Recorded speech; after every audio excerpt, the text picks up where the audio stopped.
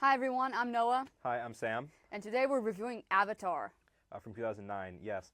So this film stars Sam Worthington as Jake Sully, a paraplegic Marine who is sent to this alien world known as Pandora to fill to fill the shoes, so to speak, of his brother, who was a contract worker with the RDA. And what is the RDA? RDA. Yes. So the RDA are a group of people that go to Pandora in order to mine an element called unobtainium. You see, a very clever use of words because it cannot be obtained.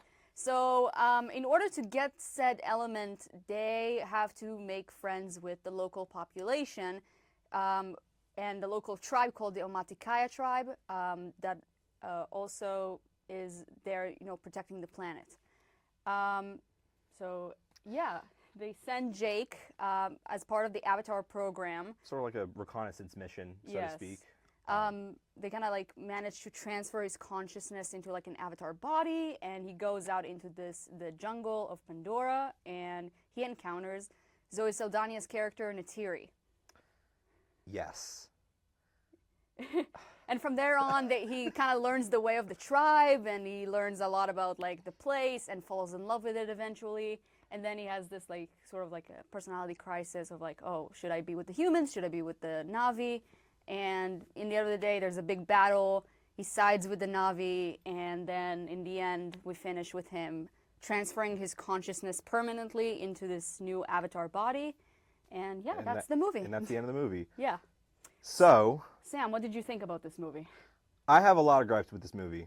I have a lot of issues with it. Now, visually, it is still stunning. It still holds up amazingly well, especially for something that was made well over a decade ago now. But I have a lot of issues with the story of it. Some of it is, geez, how do I put this? A lot of it doesn't flow very well. I really don't like the environmental message of it is very, very heavy-handed in my opinion. And I feel like if it shouldn't have focused on so many different aspects of life on Pandora if it was just trying to tell the story of Jake and Neytiri, that's the main A plot of the film. Focus on that. If that's the point that James Cameron was trying to make, it was just about a story about these two characters. Focus on that. Don't make it about all this environmental stuff. I feel like there's a lot going. Yes, I definitely agree with that. There's a lot of like mixed environmental messaging in this movie, Yes. Especially with the whole journey to gain the unobtainium, which is, by the way, a very on the nose name. Very on the I nose. felt like they should have given it a different name. But I have to say, there is a lot about this movie in regards to like identity and figuring out who you are in a very unfamiliar place, a fish out of water experience. And I really enjoyed, the one part that I really enjoyed is how this movie really focuses on like Jake's journey through the video journals that he makes throughout the movie and narrates. It helped me make this movie much more digestible, which is an issue sci-fi movies sometimes have, where they put you on so much information and you don't really understand what's happening. So having that sort of perspective from Jake was very helpful. It really helps, like you said, like ease into the world of Avatar rather than just like throwing you in there and kind of because like you're experiencing this for the first time with Jake in a way, and it really helps, like you said, like digest. Yeah, and I mean, the story alone has a lot of weak points, but I think what makes up for it is the stunning CGI in this movie and the performances by the actors, especially Zoe Saldana's and Stephen Lang's performances. I was really impressed by how, like, they managed to, like, really bring this world to life, even though it wasn't real.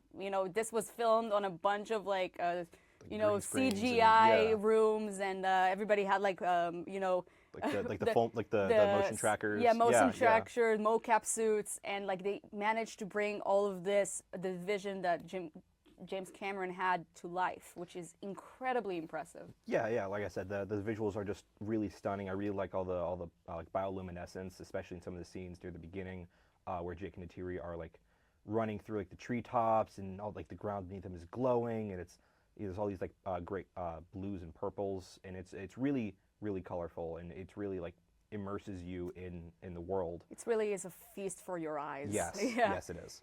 Which is almost every single Avatar film.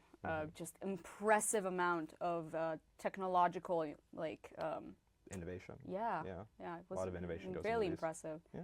And specifically regarding performances, Sigourney Weaver is in this movie. She's the queen of sci-fi. You can see her almost anywhere now in any sci-fi franchise. She does an amazing job as Dr. Grace. Grace Augustine, who, spoiler alert, dies towards the end of the movie. And I think, what do you think about her performance in this movie? I think Sigourney Weaver's performance in this movie was one of the better performances in the movie all around. I think that Zoe Saldana's was the best. I agree with your point on that. But she's definitely a close second or third. Maybe Sam Worthington as Jake Sully just edges her out a little bit. But her character, just beyond her acting though, because she's really good in a lot of things that she's in. But her character, she's well written. She's very direct. Her character is very direct, especially near the beginning of the movie, when she does not want Jake Sully there. She does not want him there, because, like I said before, Jake Sully was stepping into the shoes of his brother, who was a trained contractor for the RDA for the Avatar program. Jake Sully's never heard of this. About 2 weeks before the movie starts, so he just plops in there, has no training, no experience, and is just shoved into her character's science division. Yeah.